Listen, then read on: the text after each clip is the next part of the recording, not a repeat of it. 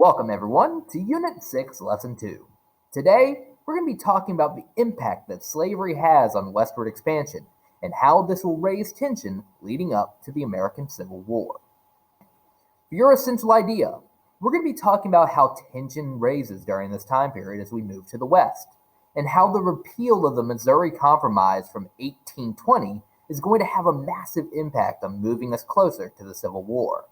For your essential question, you're going to be determining the ways that westward expansion is going to split the nation over the issue of slavery. As we go back to the last lesson, the Mexican-American War is going to have several impacts on the country. First, we're going to own pretty much all of the territory of modern-day U.S. from the Atlantic to the Pacific Ocean. This land that we're gaining is also going to lead to many new states. The major question that needs to be answered, though, is would these new states that are going to be added be free states or slave states? As we move through, we're going to see that every attempt to make a compromise over slavery is going to fail. Sectionalism between the North and the South is just going to continue to grow. Every attempt to try and stop this would not work, and this will lead to a breaking point, that breaking point being the Civil War. Before we go into the modern events, it's very important that we go back to 1820 with the Missouri Compromise. This was an attempt to keep the number of free and slave states equal. You'd have Missouri entering as a slave state and Maine entering as a free state. But there was another provision that would draw a line to the butt of Missouri, that all of the land to the south would potentially be slave states, and all the land to the north would potentially be free states. The problem with this is that this compromise only focused on land from the Louisiana Purchase. It did not anticipate a massive addition of land in the southern part that would potentially all fall under slavery. Because of this attempt to keep tension low is going to fall apart, and we're now going to end up seeing this call for slavery in the South lead to a massive spike in sectionalism. The Mexican-American War was the first incident in this. A lot of new land is added from old Mexico into the country, and all of this land would pretty much be below that Missouri Compromise line.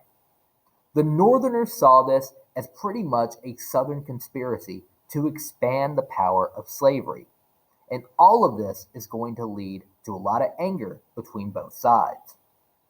There was an initial way that we tried to avoid this, that being the Wilmot Proviso, which claimed that any land that's added during the Mexican-American War must come in as free states. This, however, is only going to lead to an increase of tension, as Southern congressmen are going to prevent this from becoming law. This means that the only attempt that we had to have some kind of agreement following the Mexican-American War fails. With this, though, there is a possible solution that's being promoted, that being the concept of popular sovereignty, in which the citizens would decide whether slavery would be legal in certain territories.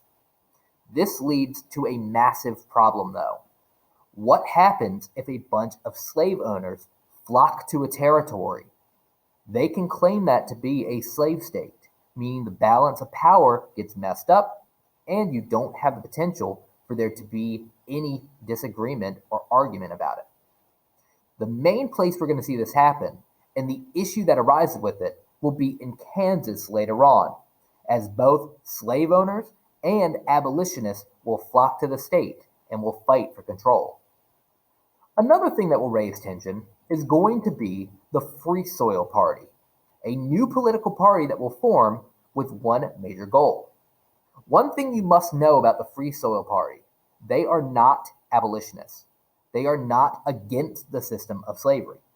The goal of the party is going to prevent slavery from expanding westward. The main thing that you have to understand about this party is that it was just as racist as the South at the time period. The main reason that they did not want slavery to expand to the West was that they didn't want competition for white jobs. So as we end up seeing this, We will have the free soilists be hated by abolitionists who believe that they're not against slavery, and hated by Southerners who want to expand.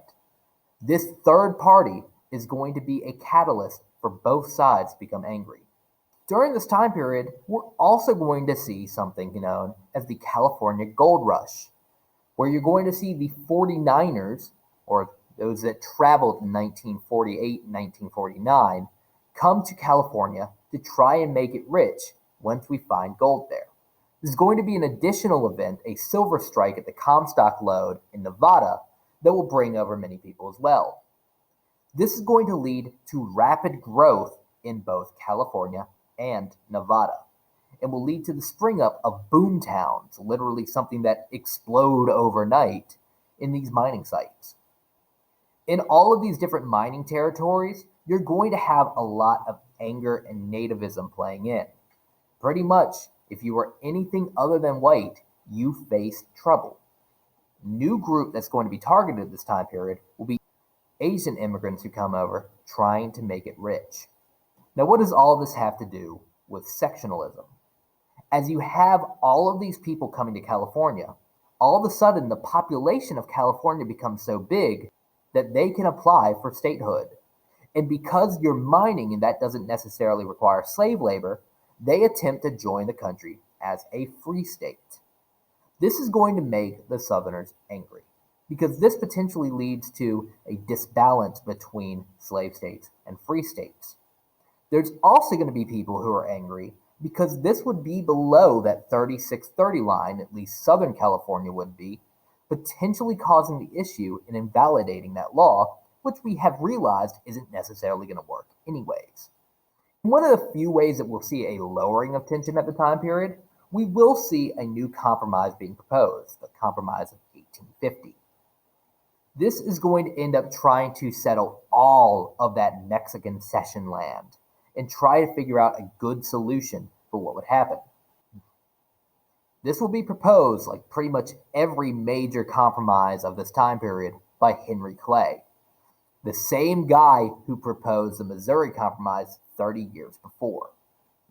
The terms of this compromise, however, are going to be very, very dangerous.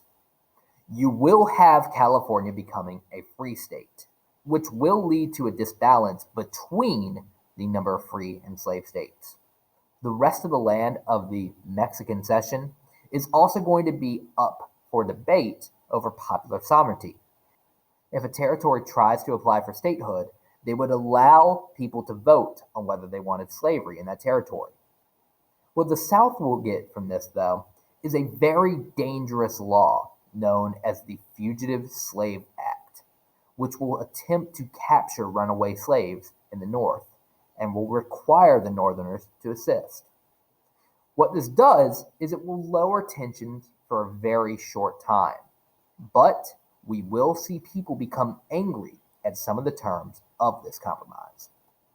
As the Fugitive Slave Act goes into law, we start to see people become angry.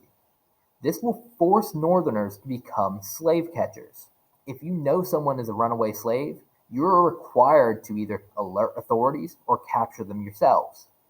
The problem with this is that many blacks in the North could falsely be accused to be runaway slaves and could be kidnapped and brought to the South as slaves without any jury trial.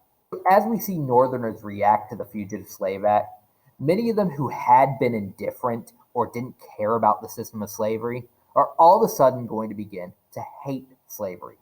They see this as a greediness of the South to claim as many people as they can to go into their system. And this will make everyone become more divided over the issue. It will become even more tense with the introduction of a new book. That book will be known as Uncle Tom's Cabin.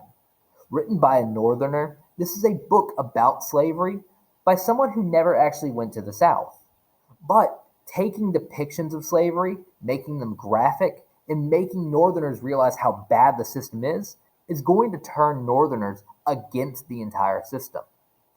This is going to be seen as a potential propaganda piece in the South, where they will ban the book. But as it becomes one of the best-selling books in American history, we start to see the North realize what slavery is, and this will lead to more Northerners becoming abolitionists. We'll pick up in the 1850s with the Civil War on the horizon as we go into the lecture on Thursday. Thank you guys. I will see you then.